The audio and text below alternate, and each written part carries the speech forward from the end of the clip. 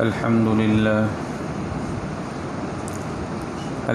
لله نحمده ونستعينه ونستغفره ونؤمن به ونتوكل عليه ونعوذ بالله من شرور أنفسنا ومن سيئات أعمالنا من يهده الله فلا مضل له ومن يضلله فلا هادي له ونشهد أن لا إله إلا الله وحده لا شريك له ونشهد أن سيدنا ومولانا محمدا عبده ورسوله أما بعد فأعوذ بالله من الشيطان الرجيم بسم الله الرحمن الرحيم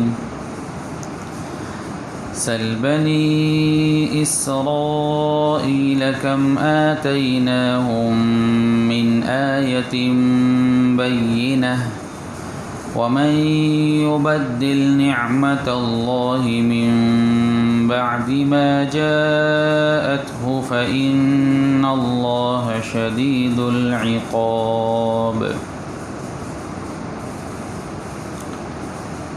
یہ سورہ بقرہ کی 211 نمبر کی آیت کریمہ ہے۔ اللہ رب العزت فرماتے ہیں، بنی اسرائیل سے پوچھو ہم نے ان کو کتنی ساری کھلی نشانیاں دی تھی، اور جس شخص کے پاس اللہ کی نعمت آ چکی ہو پھر وہ اس کو بدل ڈالے تو اسے یاد رکھنا چاہیے کہ اللہ کا عذاب بڑا سخت ہے۔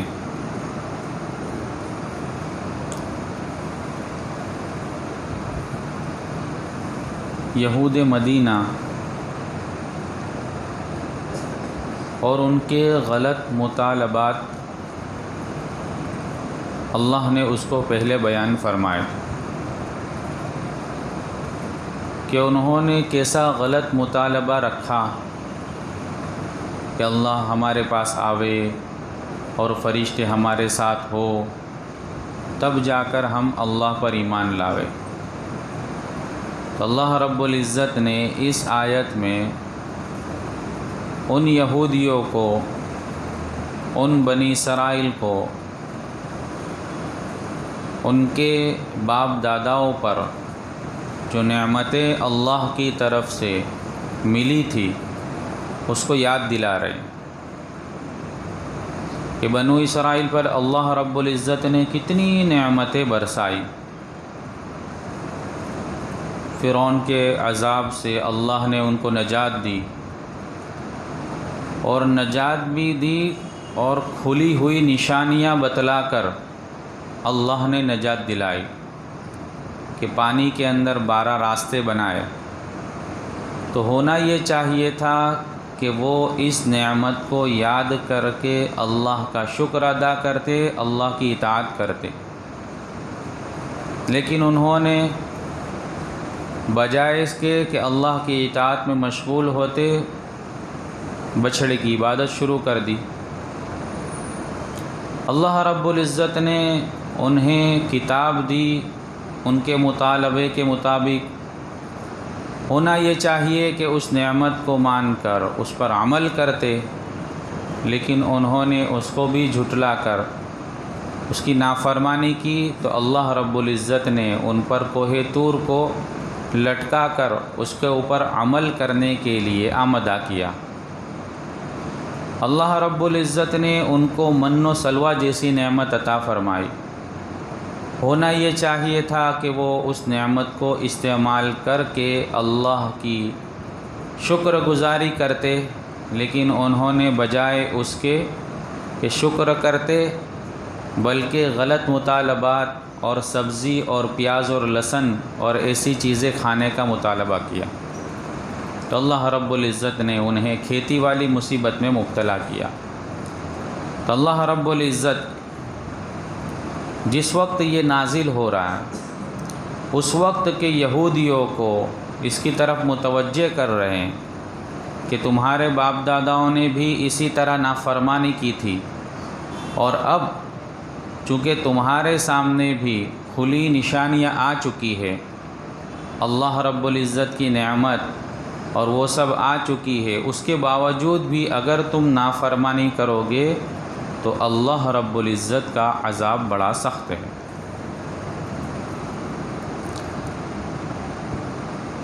آگے اور ایک غلط باطل دعوے کی اللہ رب العزت تردید فرما رہے ہیں۔ اللہ فرماتے ہیں زُيِّنَ لِلَّذِينَ كَفَرُوا الْحَيَاةُ الدُّنْيَا وَيَسْخَرُونَ مِنَ الَّذِينَ آمَنُوا وَالَّذِينَ اتَّقَوْا فَوْقَهُمْ يَوْمَ الْقِيَامَةِ وَاللَّهُ يَرْزُقُ مَن يَشَاءُ بِغَيْرِ حِسَابٍ۔ جن لوگوں نے کفر اپنا لیا ہے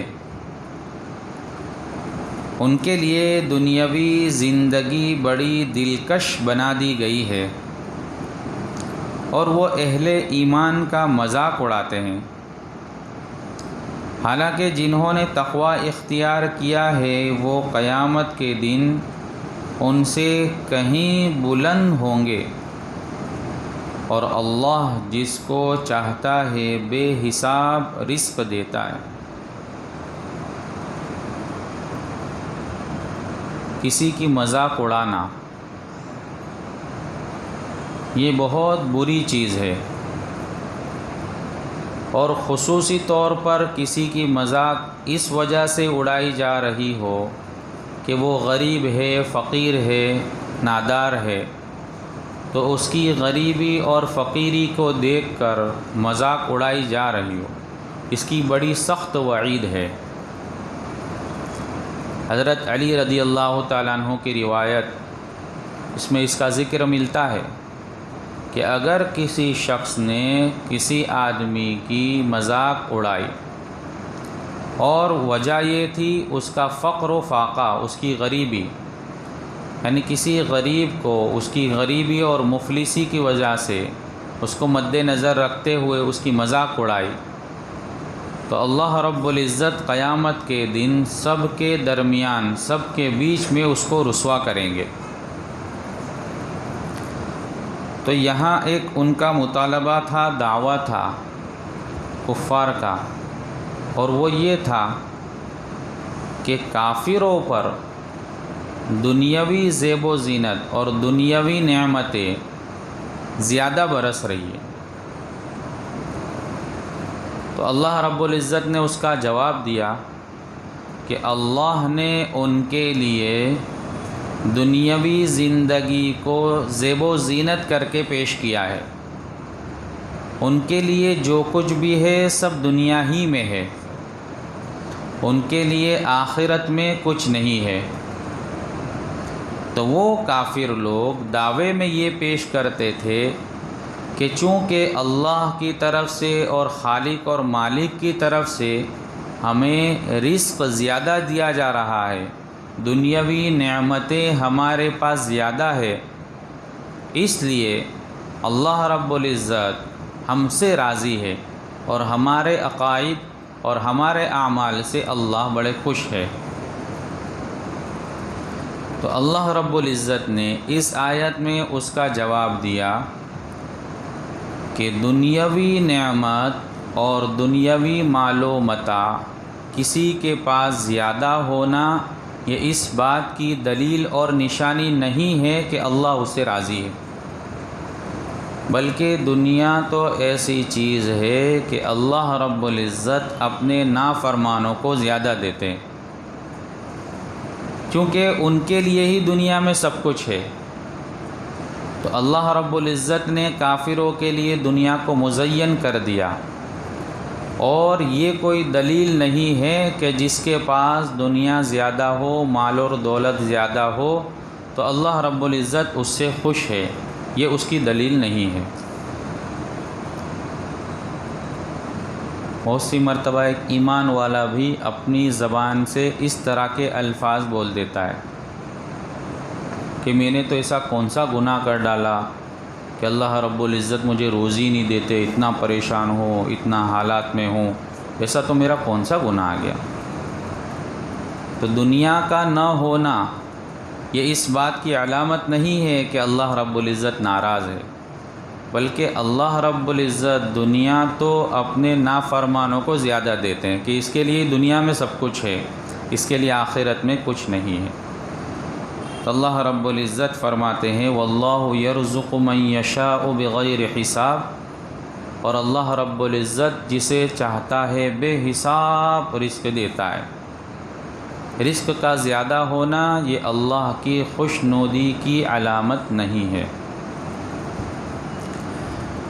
كان الناس أمة واحدة فبعث الله النبيين مبشرين ومنذرين وأنزل معهم الكتاب بالحق ليحكم بين الناس فيما اختلفوا فيه وما اختلف فيه إلا الذين أوتوه من بعد ما جاءتهم البينات بغيا بينهم فهدى الله الذين آمنوا لما اختلفوا فيه من الحق بإذنه والله يهدي من يشاء إلى صراط مستقيم۔ شروع میں سارے انسان ایک ہی دین کے پیرو تھے، پھر جب ان میں اختلاف ہوا تو اللہ نے نبی بھیجے جو حق والوں کو خوشخبری سناتے اور باطل والوں کو ڈراتے تھے، اور ان کے ساتھ حق پر مشتمل کتاب نازل کی تاکہ وہ لوگوں کے درمیان ان باتوں کا فیصلہ کرے جن میں ان کا اختلاف تھا۔ اور افسوس کی بات یہ ہے کہ کسی اور نے نہیں بلکہ خود انہوں نے جن کو وہ کتاب دی گئی تھی روشن دلائل آ جانے کے بعد بھی صرف باہمی ضد کی وجہ سے اس کتاب میں اختلاف نکال لیا۔ پھر جو لوگ ایمان لائے اللہ نے انہیں اپنے حکم سے حق کی ان باتوں میں سیدھے راستے تک پہنچایا جن میں انہیں اختلاف کیا تھا، اور اللہ جسے چاہتا ہے راہ راست تک پہنچا دیتا ہے۔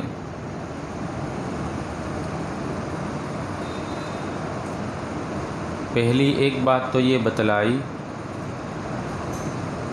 کہ ایک زمانہ ایسا گزرا ہے جس میں پورے لوگ ایک امت تھے، کان الناس امۃ واحدہ، سارے کے سارے ایک ہی مذہب پر تھے، ایک ہی دین پر تھے، ایک ہی طریقے پر تھے۔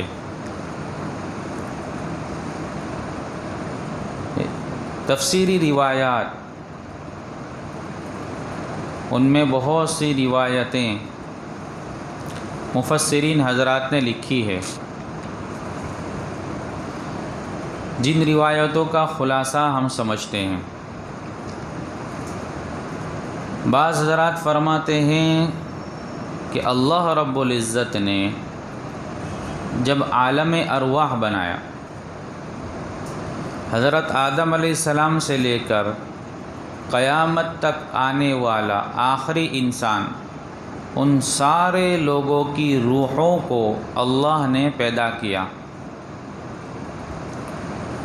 اور روح جو ہے وہ ایک مرتبہ پیدا ہو گئی، اب وہ کبھی ختم نہیں ہوگی۔ جسم اور باڈی یہ ختم ہوگی پھر ملے گی، پھر ختم ہوگی پھر ملے گی۔ تو اللہ رب العزت نے سب سے پہلے ساری روحوں کو پیدا کیا، اور پیدا کرنے کے بعد ان سے سوال کیا الست بربکم، الست بربکم، کیا میں تمہارا رب نہیں ہوں، کیا میں تمہیں پالنے والا نہیں ہوں، سوال کیا۔ تو ساری روحوں نے، جن میں ہم بھی تھے، جواب دیا تھا قولوا بلا، آپ ہی ہمارے رب ہے۔ تو یہ وہ زمانہ ہے کان الناس امۃ واحدہ، سب ایک مذہب پر تھے، ان میں کوئی اختلاف نہیں تھا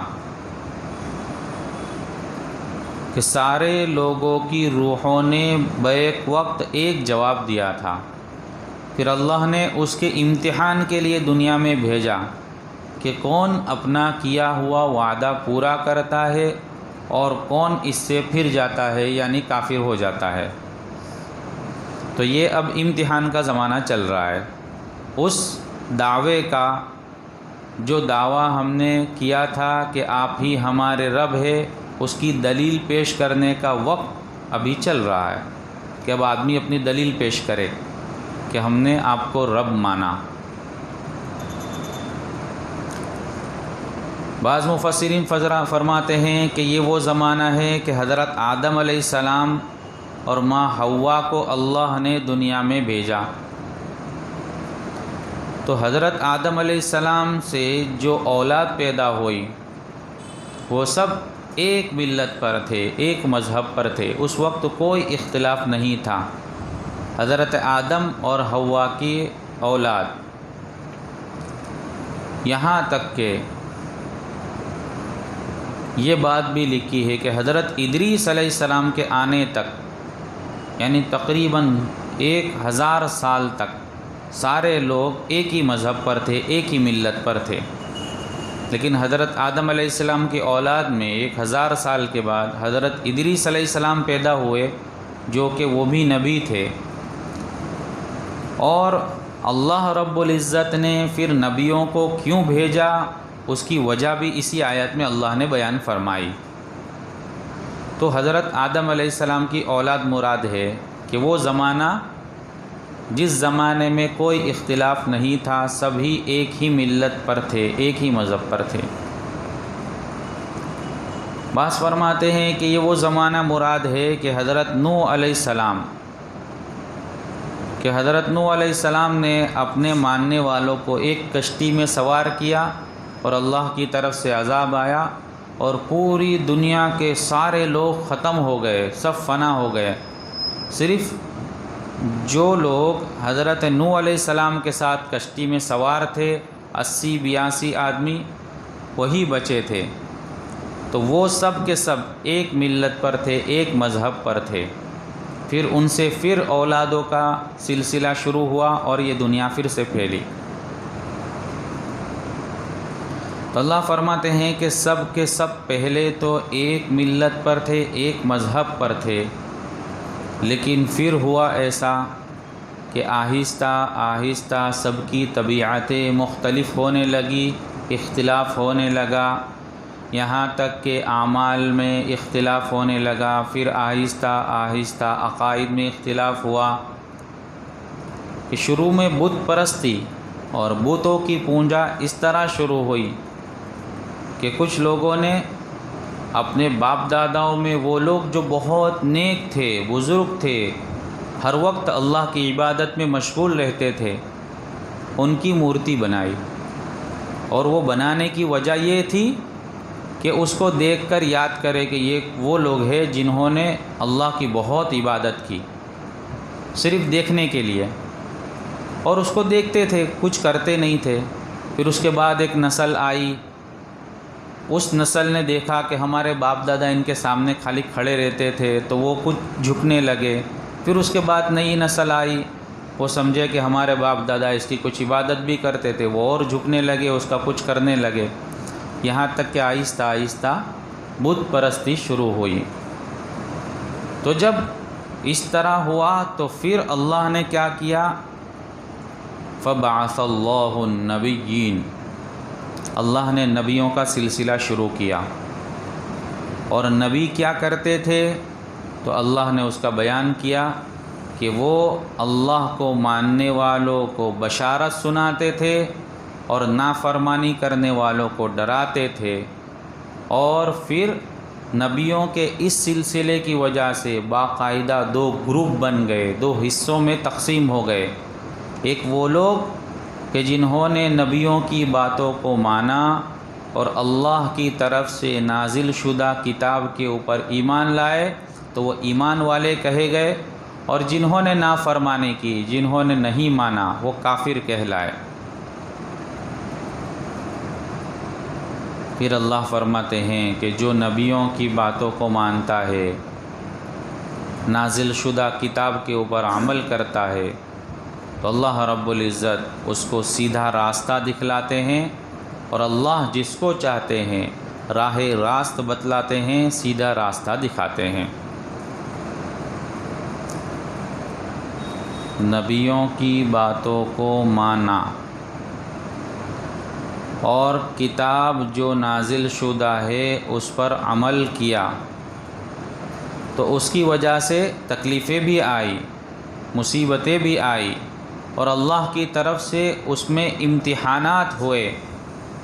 اس امتحانات میں جو کامیاب ہوا اللہ نے اس کو نعمتیں دی، اس کا ذکر آگے۔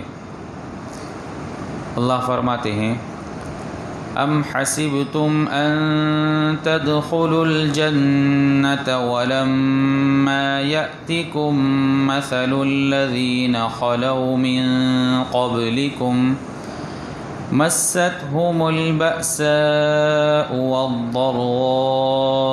وزلزلوا حتى يقول الرسول والذين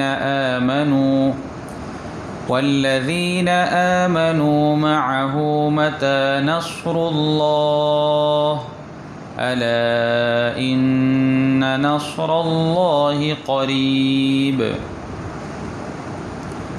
مسلمانوں، کیا تم نے یہ سمجھ رکھا ہے کہ تم جنت میں یوں ہی داخل ہو جاؤ گے، حالانکہ ابھی تمہیں اس جیسے حالات پیش نہیں آئے جیسے ان لوگوں کو پیش آئے تھے جو تم سے پہلے ہو گزرے؟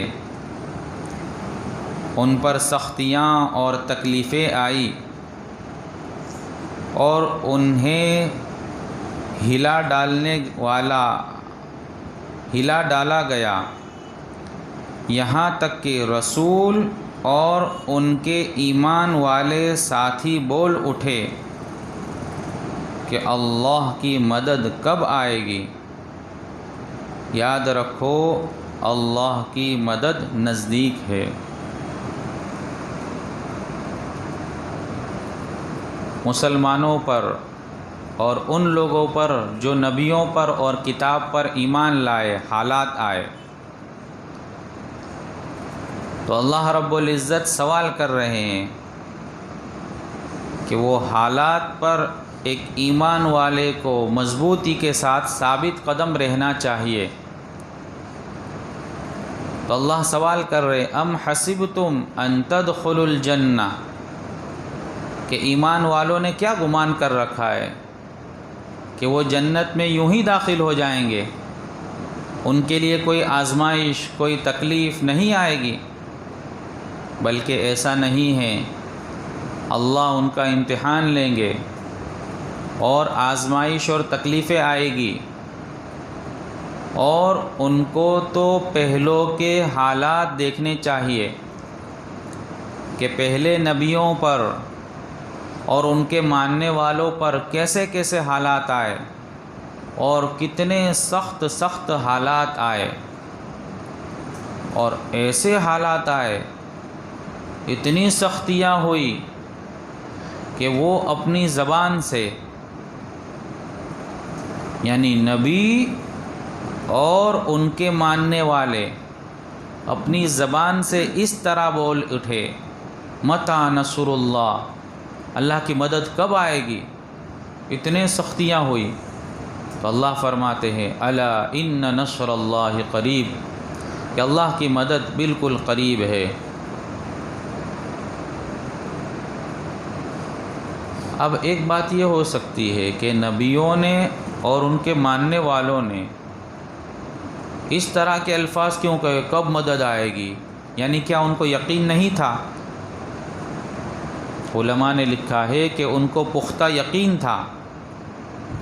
جیسے کہ ہمیں کوئی بڑا آدمی یوں کہہ دے کہ تو یہ کام کر لے تو میں تجھے یہ چیز دوں گا، یہ نعمت دوں گا، یا اتنے روپے دوں گا۔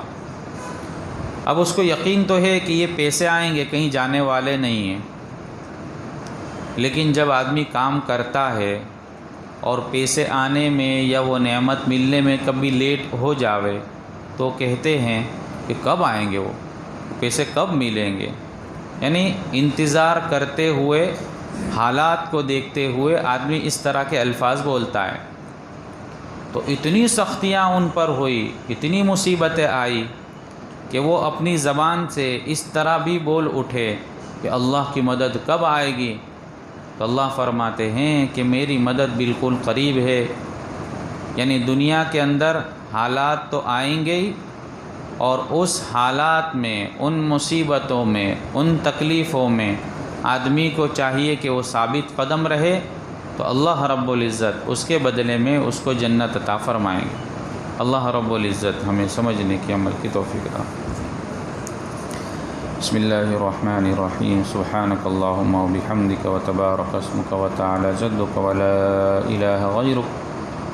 اللہم صلی علی سیدنا مولانا محمد وعلی آل سیدنا مولانا محمد صلاة تنجینا بها من جمیع الاحوال والآفات وتقضی لنا بها جمیع الحاجات وتطہرنا بها من جمیع السیئات وترفعنا بها عندك على الدرجات وتبلغنا بها أقصى الغايات من جميع الخيرات في الحياة وبعد الممات إنك على كل شيء قدير۔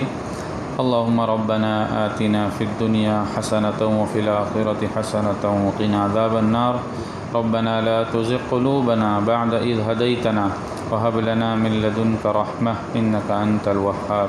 رب اجعلني مقيم الصلاة ومن ذريتي ربنا وتقبل دعاء۔ ربنا اغفر لي ولوالدي وللمؤمنين يوم يقوم الحساب۔ یا ارحم الراحمین، یا اکرم الاکرمین۔ یا اللہ ہم تمام کے گناہوں کو معاف فرما، تمام کی خطاؤں سے درگزر فرما۔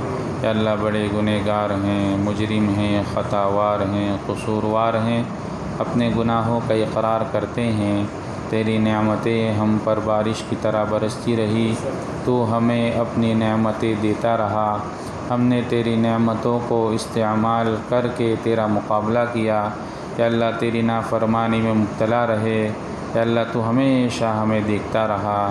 یا اللہ تو چاہتا تو ہمیں عذاب دے سکتا تھا، لیکن تو نے ستاری کا معاملہ کیا۔ یا اللہ تو غفور الرحیم ہے۔ یا اللہ تو نے جس طرح ہمیں یا اللہ آج بچایا ہوا ہے، یا اللہ اسی طرح آخرت میں بھی ہماری حفاظت فرما، ہمارے سارے گناہوں کو معاف فرما۔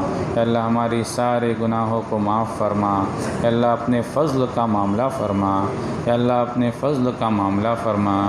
یا اللہ تو ہی ہمارا خالق ہے، یا اللہ تو ہی ہمارا مالک ہے، یا اللہ تو ہی ہمارا رازق ہے، یا اللہ تو ہی ہمارا مسجود ہے، یا اللہ تو ہی ہمارا مطلوب ہے، یا اللہ تو ہی ہمارا مقصود ہے، یا اللہ تو ہی ہمارا رب ہے۔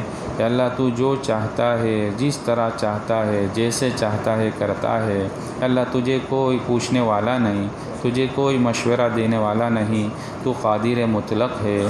یا اللہ تو ہمارے گناہوں کو معاف فرما دے، ہم پر رحم فرما دے، کمزوروں پر رحم فرما دے۔